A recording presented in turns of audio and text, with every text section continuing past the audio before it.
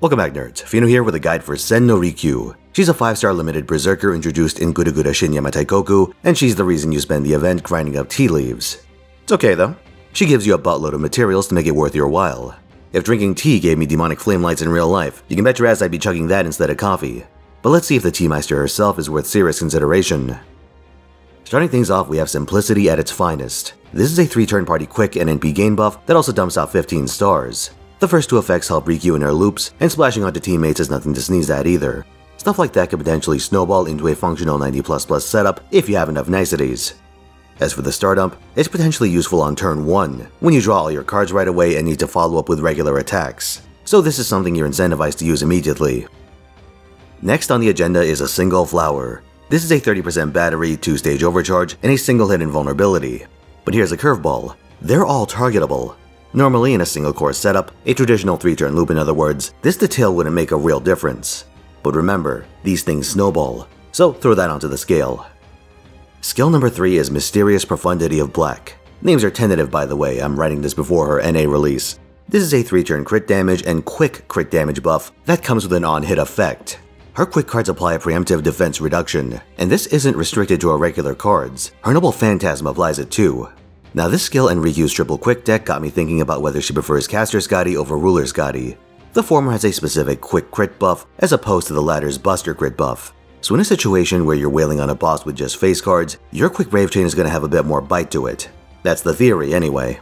I'll return to this subject a bit later, but where I'm at currently is that you can't plan all your strategies around optimal situations like that. And tactically, Caster Scotty is a significantly more rigid servant than a Ruler's self, so Summer Scotty should be your go-to when you have the option.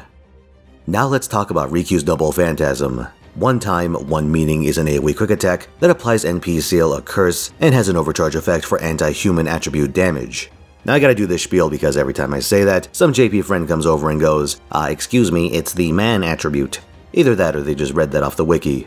Over on the global server, it's listed as the human attribute, not to be confused with the human trait, which applies to a bunch of non-servant enemies, or the hominide trait, which matters for one of Koi and Dark's skills and mechanics in hostile Koi and Skya encounters. Or the humanoid trait. No matter how you spin it, the shit's confusing, but here's what you need to know. The first time I say the human attribute in each of these videos, I take great care to append that term, attribute, to distinguish it from all that other shit. The skill text is gonna be more hit or miss depending on whether I remember to edit it. Back to the part that matters. This anti-human damage is quite a useful thing. Anti-buffs in general are something you want to keep an eye on, though it being tied to overcharge does bring up an interesting consideration. In a 2-attacker setup, you sometimes end up in a situation where you want to double tap the 3rd wave with both of your core servants. With Mysterious Profundity of Black, you're encouraged to use Rikyu's NP first to get that defense reduction in play, but the overcharge of one time, one meaning makes it so that against human attribute foes, you want to put it last. That is, unless your other attacker also has a notable overcharge, in which case Rikyu takes that first chain link. While quick servants are known for being absolute charge guzzlers, a single flower's flexibility can help to massage Rikyu's teamwork. She could of course use it on herself for the charge and overcharge, but if her anti-buff isn't relevant or if her partner has a more useful effect, she could pass the baton onto them and get her charge from one of your supports. There's also a very interesting double AoE team you could run with Rikyu and Doman. Rikyu is chaotic evil, so she gets to double dip on his attack buff. Doman sees use for his ability to insta-kill low rarity enemies, which sometimes show up with huge health bars in wave 1. So running the two together is certainly an option. The Rikyu will have to do the heavy lifting against the boss, so you'll want to make sure they're the right attribute. For equipment, you have 2 clear choices. The first is Black Rail, which you'll want for stubborn bosses and some high-end single-core farming. Rikyu has a hit count of 6 on her Noble Phantasm, which is decent but a little low for Black Rail farming. For reference, Summer Okita has 8 on hers. The Rikyu does have a passive to increase her quick NP gain. Odds are you'll need to use the triple Scotty system if you want to make headway on that front. That's something I explain more in my Ruler Scotty video, but don't worry about that for the moment. I'll link it at the end. For more pedestrian applications, use a 50% CE like Traces of Christmases Past. It'll take a good deal of pressure off your supports. As for command codes, flat star options are probably your best bet to tide you over for lapses in your NP and Scotty coverage. Truth be told, she doesn't have really obvious CC picks otherwise, since so much of her playstyle already works around crit damage. And no absorption code is remotely strong enough to balance out a berserker's star weight. Of course, one of the perks of using a quick servant is that, with a bit of help from everyone's favorite spinster, they shit out an absolutely ungodly number of stars. AoEs like Rikyu can trivially hit the star cap, meaning that in most endgame situations, your absorption only matters on turn 1, and after your buffs expire. Ruler Scotty kinda gives and takes on this front. She has a Star Dump, which can salvage a front-loaded run, but her absorption buff works on Buster cards, which Rikyu only has one of. Returning to the Scotty question from earlier, it's true that Rikyu can make her quick Brave Chains work thanks to her third skill. But to an extent, this is a bit of a red herring too. You see, she actually has tools to enhance her Mighty Chain. You'll find a number of these in her passives. Territory Creation, Wabi, gives her arts effectiveness, while Man Enhancement, Sabi provides Buster and crit damage. Once you factor in Ruler Scotty's Buster-related buffs, the strategy then is to go for a Mighty Chains and start with her Quick card. This lets you get the defense debuff up front. And there is one other thing. The hypothesis for running Rikyu with Caster Scotty is that you could stack a crazy amount of defense reduction if you get enough of Rikyu's quicks on target. But this game has a little quirk with debuffs. Unlike buffs, which go all the way up to 500%, debuffs max out at 100%.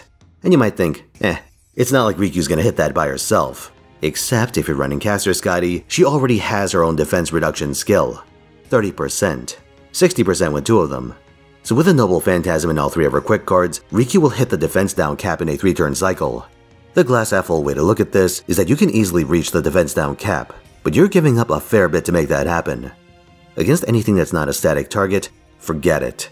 Ruler Scotty's attack buff is going to give you a lot more mileage over multiple waves. The latter is also a lot less volatile when it comes to card RNG. Both your quick and Mighty Chains are online after all, so again stick with Ruler Scotty for the most part.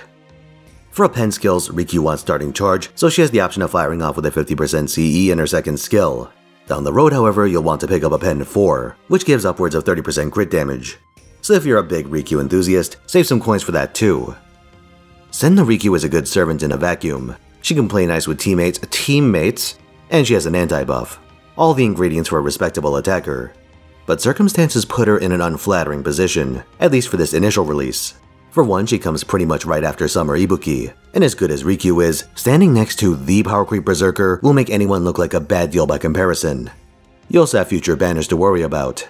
Lost Belt 7 starts near the end of the year, and next year will bring Draco Nero, another extremely high priority attacker. And let's not forget about Rikyu's roommate. Her first banner puts her alongside Yamanami Keisuke, the worst 4-star of the year.